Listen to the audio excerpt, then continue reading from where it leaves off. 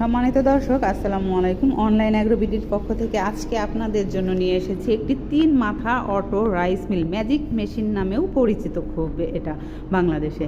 তো এখানে যে 3টি মাথা দেখছেন, এটার একটি হলো ধান থেকে চাল বের করার মেশিন, চাল ভাঙানোর মেশিন।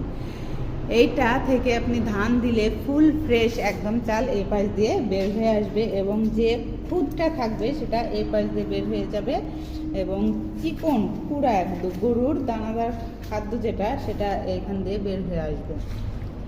এবং পাশে যেটা দেখতে পাচ্ছেন এটা হচ্ছে ডিস মিল, যেটা ভেজা আটা গুঁড়া করবে, পাশাপাশি গরুর দানাদার খাদ্য তৈরি করবে।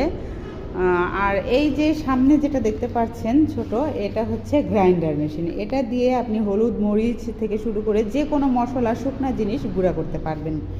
তো দর্শক, যারা এই মেশিনটা ক্রয় করতে চাচ্ছেন অবশ্যই স্ক্রিনে থাকা নাম্বারটিতে কল করে বিস্তারিত জেনে নেবেন। আসসালামু আলাইকুম।